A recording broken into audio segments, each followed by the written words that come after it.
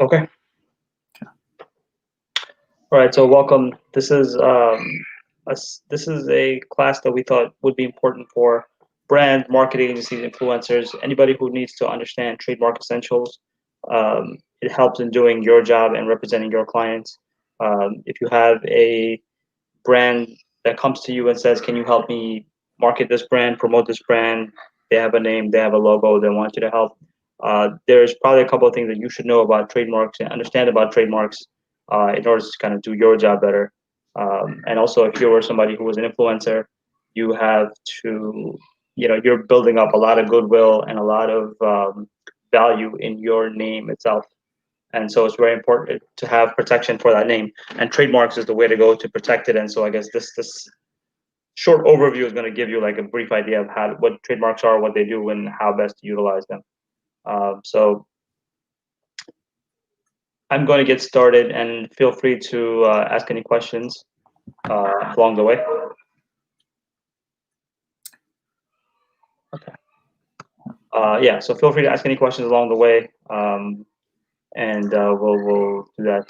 We'll get to those. Okay, so the first question is like, why trademark, or what is a trademark? A trademark is a property right.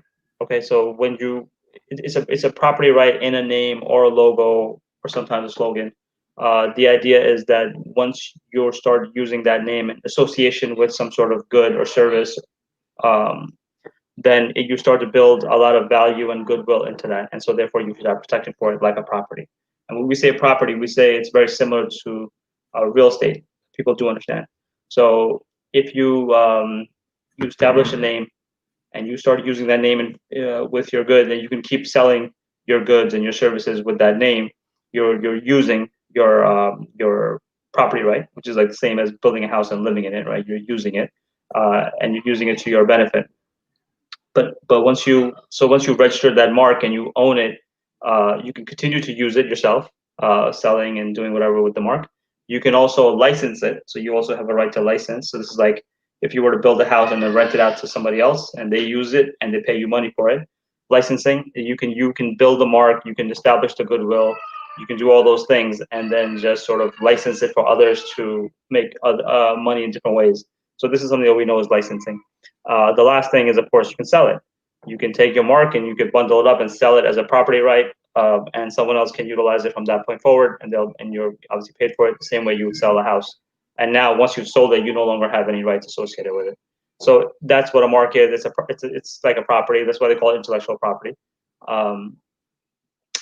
In all of this, the biggest thing is that you prevent others from infringing on your mark or from using it for their benefit, right? So if you have if you've got like a line of apparel, and you've established a name that goes with that apparel, and you sell it, and your line upholds certain levels of quality, and people come to know that quality, so they look for your brand, they look for your trademark brand or logo when they buy goods like apparel, when they buy the shirts, because they know there's good quality associated with it. What you don't want is, you don't want someone else using that to sell clothes that might be of a lesser quality, which would then dilute your brand. And you also don't want people to use their brand at all and to kind of put in their clothes and benefit off the goodwill that you've established. So the whole point of a trademark is to protect that, to stop other people from infringing or coming on that. And that's really important. And then we're going to talk about trademark registration, which is basically, so the trademark is once you start using a brand in commerce, meaning that you're using it in sales, or whatever you're doing with it, you're using it and people see it. You essentially own that mark. You can establish your usage of it and your ownership of it. But in order to really own a trademark, you have to register it with the USPTO, which is the United States Patent and Trademark. That's the United States Patent and Trademark Office, and you go through a process where you apply for the mark, and then if there's no issues with it, they'll give you a registration where you can put in that R in the circle after your name. And once you have that, that's your right. That's your ownership right. It establishes a de facto thing that a court can look at. Look, here's your ownership. Here's the registration number that goes with it. If you don't have that and somebody's infringing on your mark, and you want to say, look, I've been using this for a long time, you can still protect yourself, but now you have to go through the whole process of proving that you were the first to use it and you have to go to court and it's a lengthy process. But right, having the mark is established as a de facto case that's yours. We got a question here from Amna. Are slogans/phrases on clothing that you've come up with yourself able to be trademarked so that no one else can use that phrase? So that's a good question. You want to take that, Shows? Yeah, I mean, so it depends on. So this is where you run into the issue of copyrights versus trademarks as well. Generally, like anything you come up with or you write is technically protectable by copyright registration. Obviously, if no one else has done it and it's an original work. For clothing specifically, so clothing is one of those things that, number one, it's hard to copyright any sort of it's hard to copyright designs for clothing. With regards to trademark, you could trademark a slogan or something. If you have, essentially, you could trademark it as a logo. So, for example, if you have if Nike's "Just Do It" was written in a specific style font or with specific colors or a design, they'd be able to trademark that. Generally, generic kind of phrases are going to be harder to trademark unless you can obviously establish that it's something your brand has been using and it's unique to the brand. But usually, generally, it would go in kind of like the same way you would trademark a logo, where you have text associated with some sort of design, and if it's unique enough and for a specific purpose, then it could potentially be trademarked. Tarek, you want to add any more? Yeah, I said that later on in the presentation, we'll talk a little bit about generic versus arbitrary and fanciful. So you'll see that sometimes, if the thing that it says in your shirt is, something generic to shirts or to apparel, it's going to be hard to trademark that if your slogan is kind of generic. But right. if your slogan is arbitrary or fanciful and you associate that with something, it could stand out and it could be something trademarkable. Right. Okay. Okay. So we'll get a little more into detail on that, and also differentiating between word marks and logos right now, which we're going to jump into. So just to add, just the first thing is generally when people are trademarking a name, it's usually for a company name or a specific product line or something, right? So if the phrase is obviously short enough to work as a name and it's something that's unique for that specific category. And just to give you a little more overview is when you trademark something, there's 40, 50 different what are called classes. So for example, chemicals is one class. There's one class that involves cosmetic products, another class for clothing, another class for sporting goods or whatever, right? And you apply for protection per class. And so let's say you have a slogan or a name that is not protectable in one class, it might be protectable in another class because it's not conflicting or confusing consumers with what type of good this is, right? So if if someone made let's say they were selling boats and it was Nike boats, right? That there's a chance they might be able to get a trademark registration for that, as long as it's not confusing the consumers.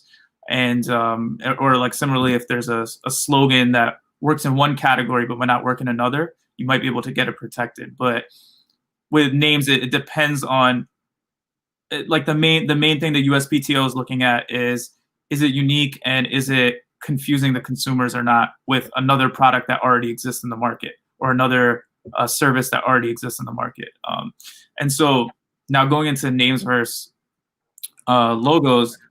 With names, the advantage with names is that if you protect the name, it can be included in different kinds of logos or designs. It doesn't matter what the shape or color is.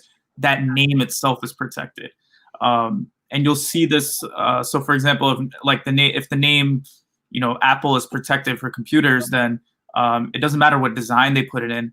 That name Apple, nobody else can use that for that specific category of computers or whatever class that person registered the trademark in. With a logo, you're thinking about that exact design. So you're thinking that Nike swoosh, that exact Nike swoosh is the design that is being protected.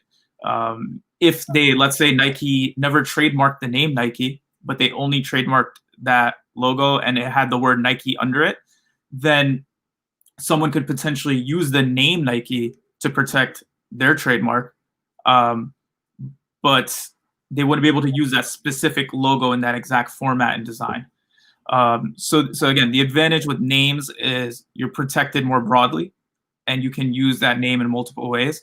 What happens a lot of times is you're not able to protect the name. It's already taken, or it's too generic. And in that case, you would potentially want to trademark the logo, and you can include text in a logo. And so that logo plus that text could be protected as one. But if someone else was to use that name a different way or in a different category, then it wouldn't be. You wouldn't be able to stop them from using it, essentially. I want to add that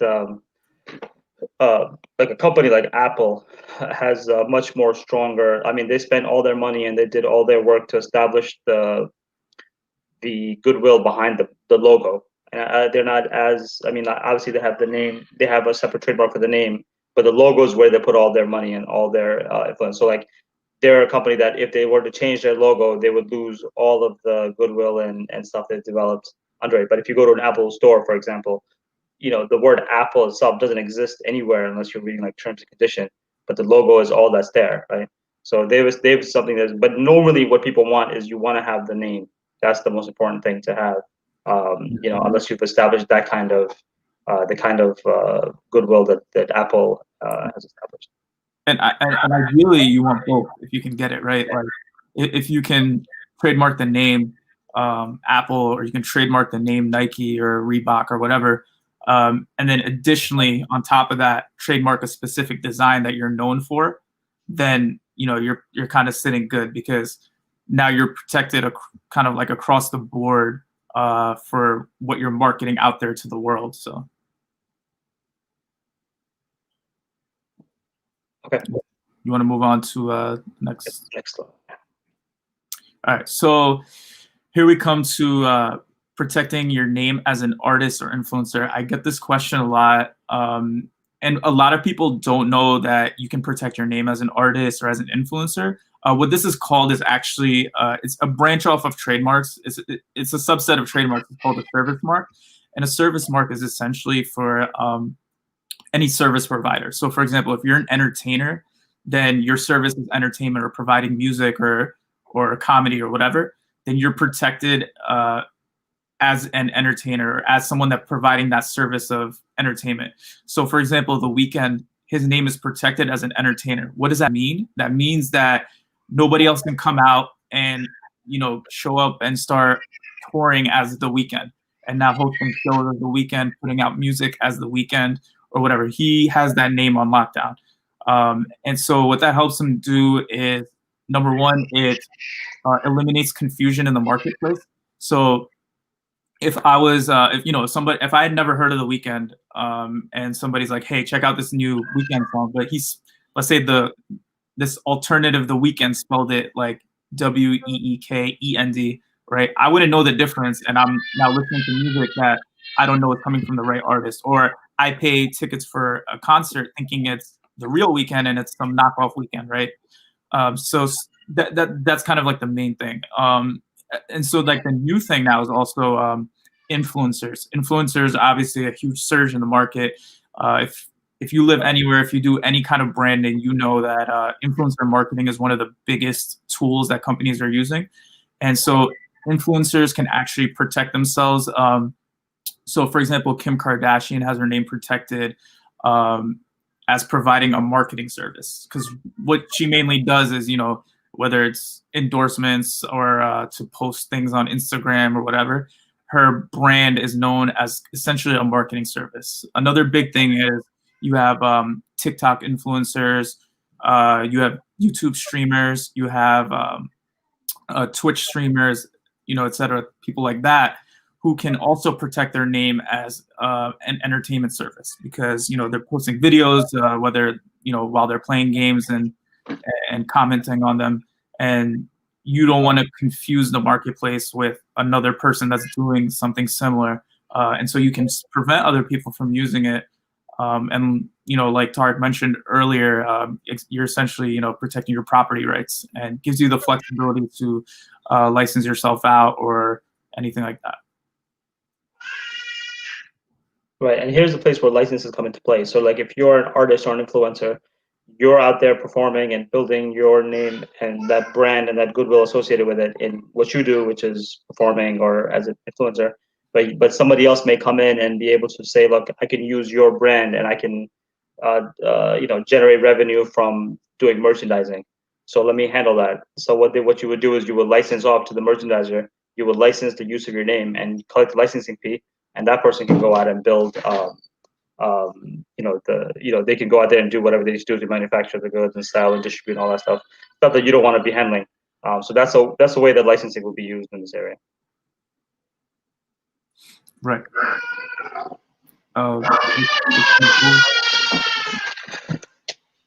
Okay, so this is the area that we wanted to. Hold on one second. Right. Sorry, we got some kids crying in the back. No problem. Okay, sorry about that. So the strength of the mark is what we want to discuss. So like a lot of people come to us, and we get this a lot. People come to us and say like, hey, I have a brand name and my brand name is Great Shoes. Can I trademark the Great Shoes?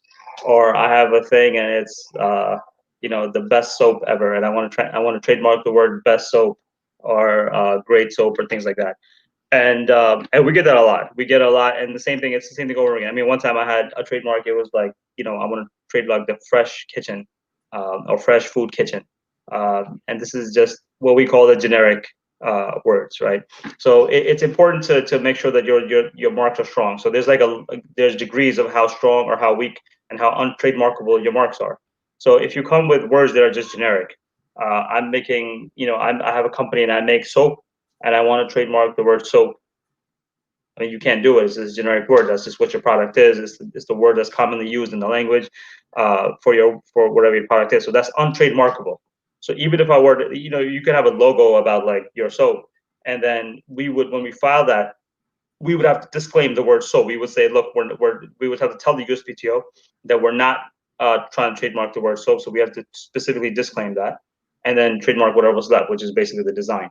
But those words, those generic words, are not trademarkable. So if you put them into your brand, you're not gonna be able to trademark them. Now, the next level is descriptive words. This is like best soap or like, fast cleaning soap or, things like that. They're just basically describing what your product does. You're still using generic words to describe your product and what it specifically does.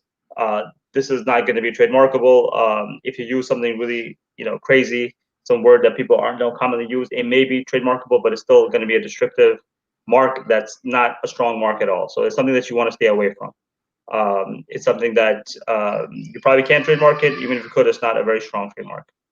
The next level is a suggestive mark. So this is like the best example of that, and I put that in there, is Mr. Clean. Mr. Clean suggests that this product is used for cleaning, but it doesn't describe the product itself. It's not called, floor cleaner or whatever. It doesn't describe what the product. It just suggests that this is what the product might do, and by adding Mr. to it, it makes it a unique sort of thing, not just a word by itself. This is an interesting mark. It's trademarkable. You can trademark it. It's not the strongest mark. I would say it's average. If you come up with you can add something to it to make it stronger, but these are marks where you say, okay, I have this mark. It's if you're thinking about like you have like a restaurant and you want to use a word that kind of suggests that you make food there, but it's not the word food or cooking, or like that would be the thing. But it's an average mark. It's not the strongest mark that exists. Okay, and these are the two that I think are the strongest marks. These are the ones you can protect and establish a strong goodwill with them, right? Arbitrary mark. So in the beginning, we talked about generic mark, which is commonly used words in the language and associating them with a thing. Now, if you were selling apples and you wanted to trademark the word apple, you can't do it. Not going to happen.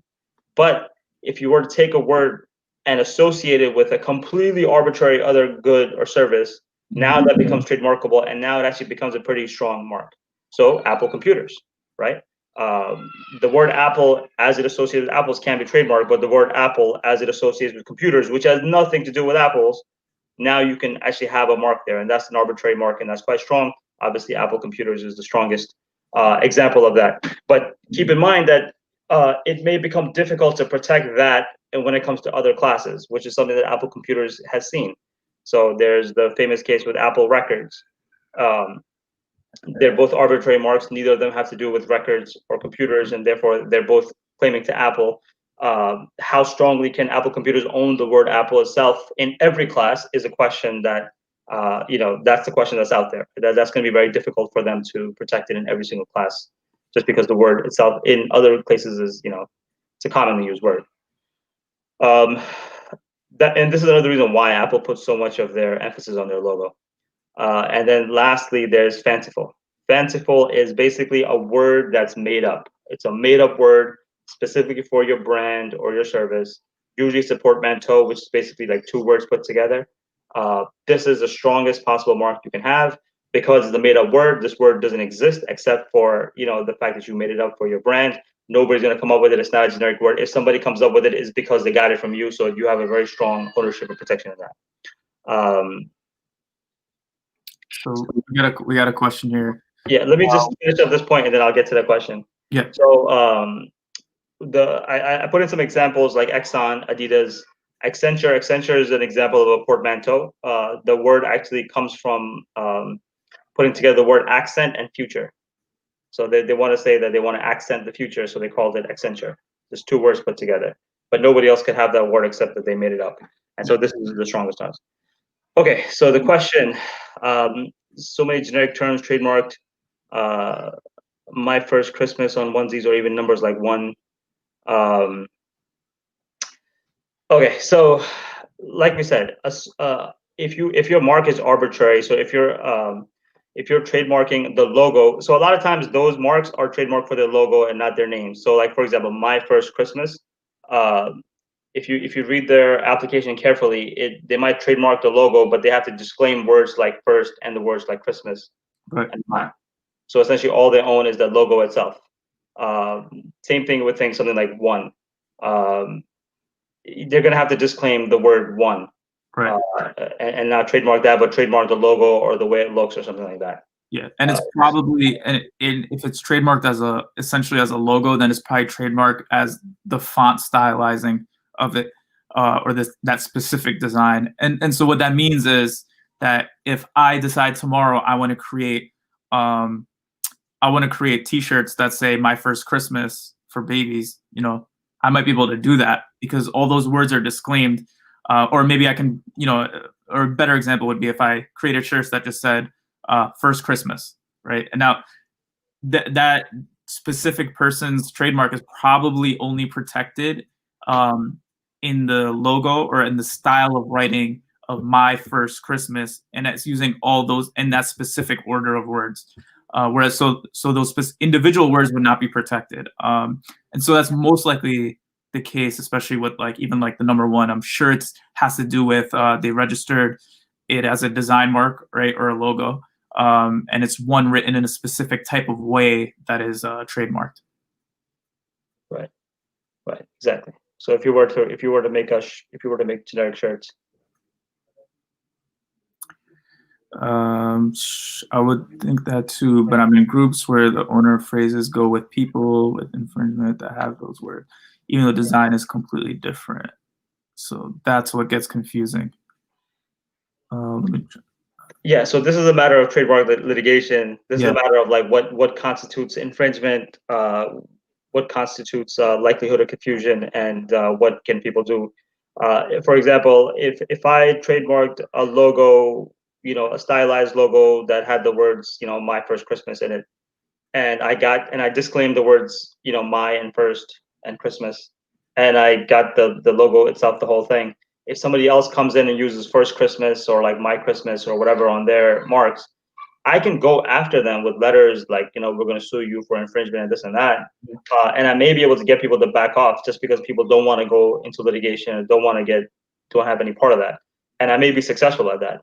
But that doesn't necessarily mean that if we were to go to court that this would happen. And that's also another thing to look at. Like, Yes. So there's one thing about the protection you have and what's out there and what the law says. The other one is enforcing the law in court and how costly and expensive that can be. Right. Okay. So I guess the other thing we can move on to is maybe we can discuss a little more regarding trademarks that are in commerce versus ITUs, for example. Sure. So, I mean, I guess this has to do with the trademark process itself.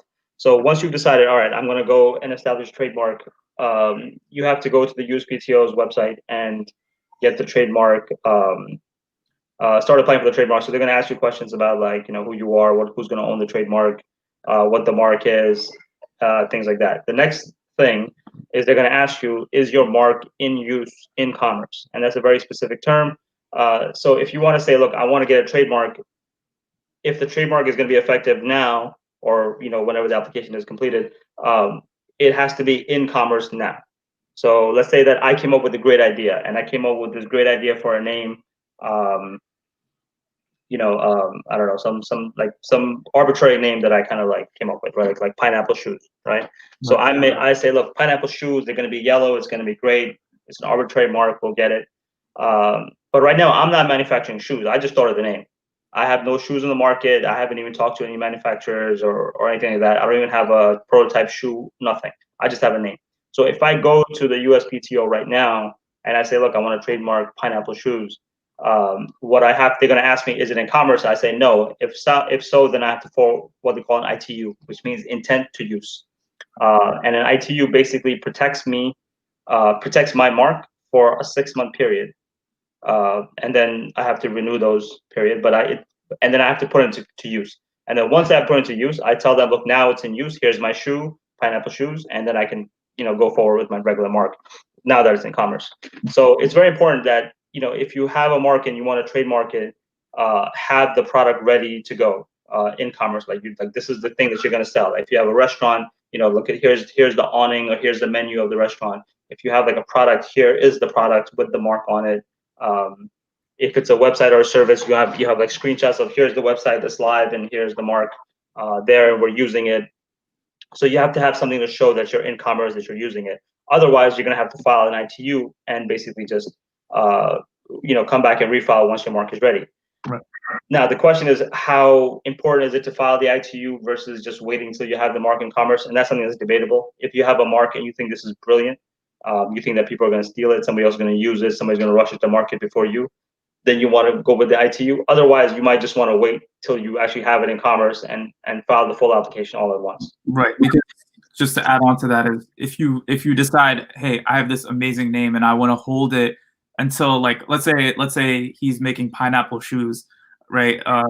He has this great name and he has a great logo in mind and everything.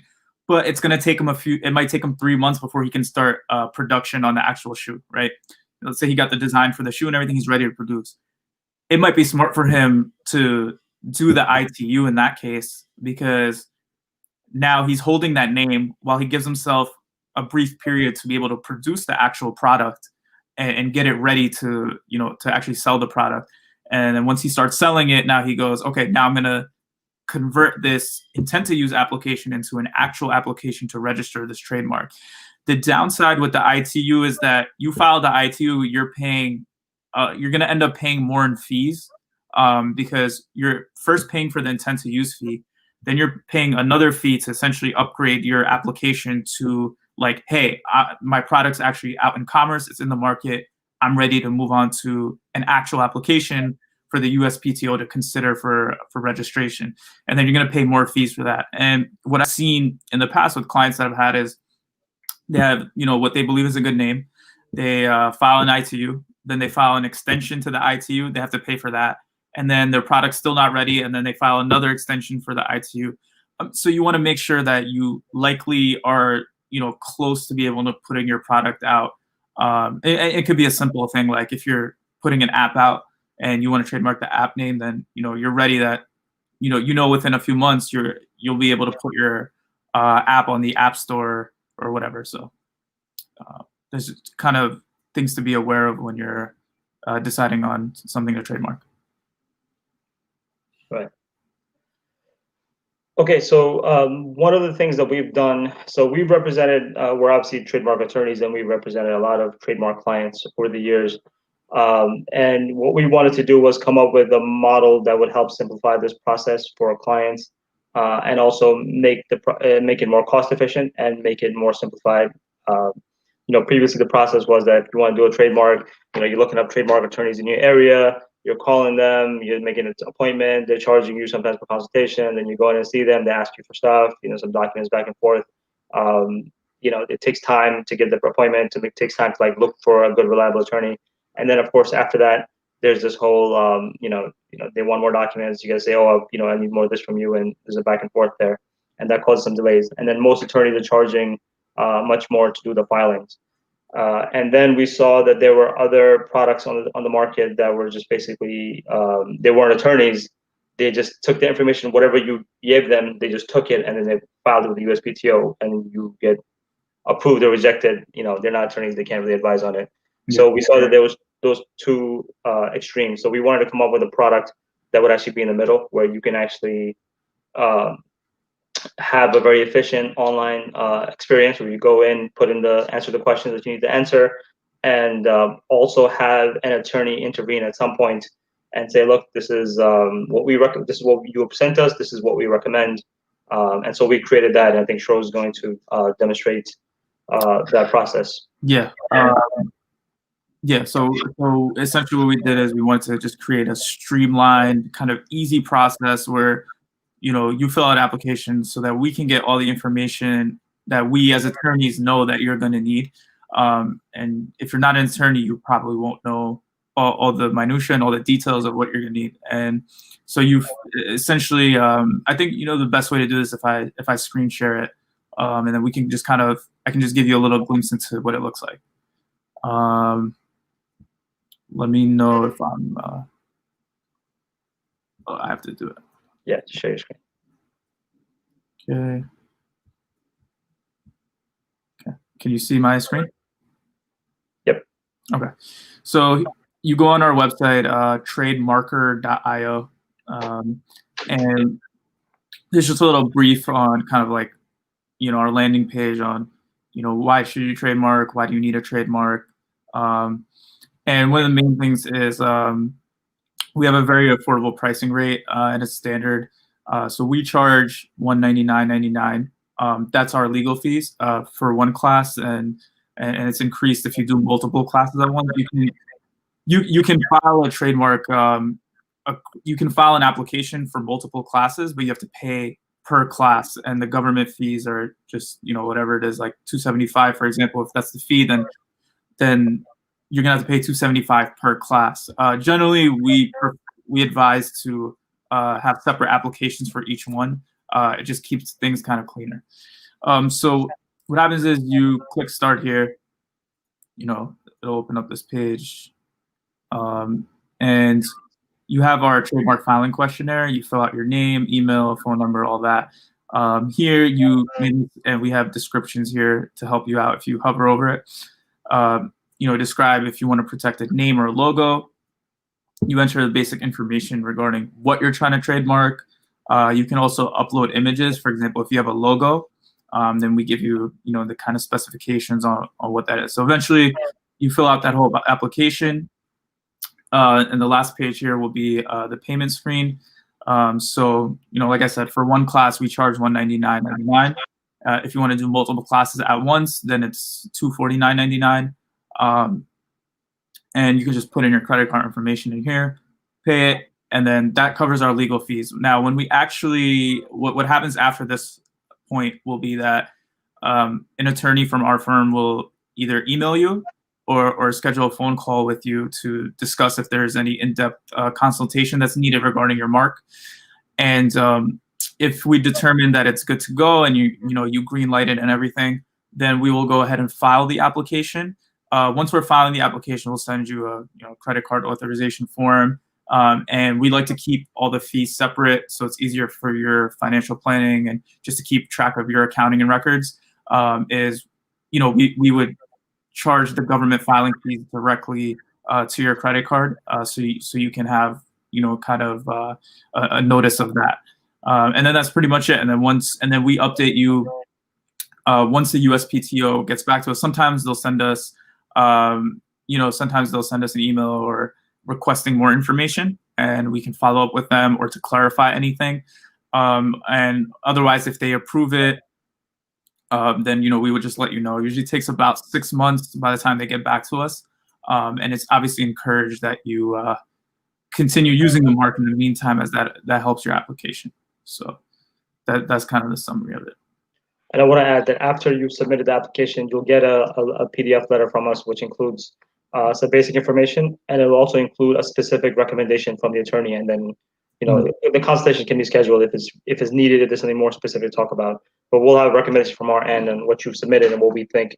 So if you submit us something that we don't think is trademarkable at all, we're going to recommend that this is not trademarkable. We don't recommend you go forward with it. Now, if you still want to go forward, that's up to you. But of course, that comes there. So you have the attorney input, which is really important. I've been representing trademark clients for a long time, and the attorney input and feedback, it's really important to push it through and get the final publication. Right. And the other thing I want to just discuss real quick is obviously this is geared towards for brands, marketing agencies, and influencers.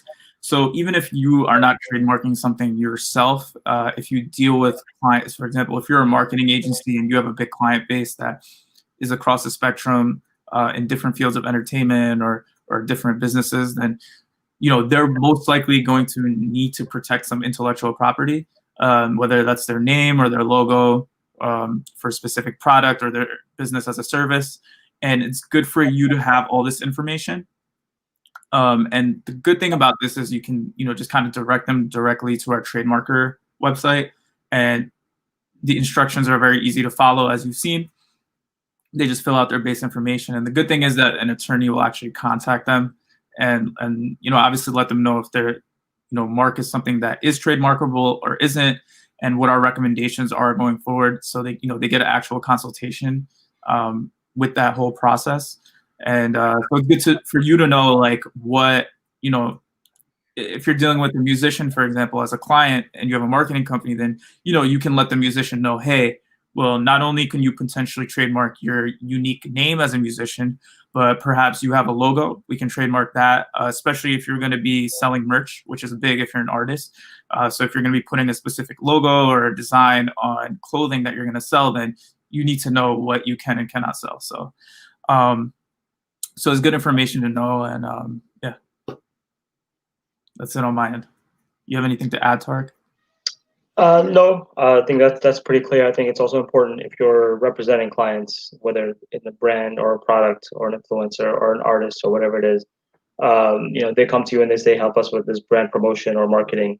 You want to make sure that that not only, you want to make sure that whatever they're giving you has been trademarked, and also to make sure that it's not an already in use trademark that you're now, by promoting it, infringing on someone else's trademark. So it's important to be aware of those things and to kind of, encourage them to, first of all, find out whether they have a trademark in place, and if not, to go and get that process started, so that protects everyone, I think. Right. Okay. And if there's any other questions, we're happy to take it. Yeah, if there's any last minute questions. I don't see any questions. Okay. Anyway, so if we don't have any more questions, thank you all for attending our info session on Trademark Essentials. We're going to be putting out more content in the future. Hopefully, we'll be able to save this video, and for people who didn't get a chance to tune in live, they'll be able to watch this afterwards. And feel free to contact us with any more questions that you may have regarding trademarks, or if you have suggestions for materials that you'd like to see us discuss regarding trademarks, we'd be happy to take that into consideration for future content that we make. And I was just go visit trademarkr.io, and you'll be set. Yeah, and also you can, from there, you're also able to reach out and contact us if you have anything privately you want to discuss. Our contact information is there as well. So visit trademarkr.io. Yep. I'll enter this chat as well. Okay. All right. Good night, everybody. Good night.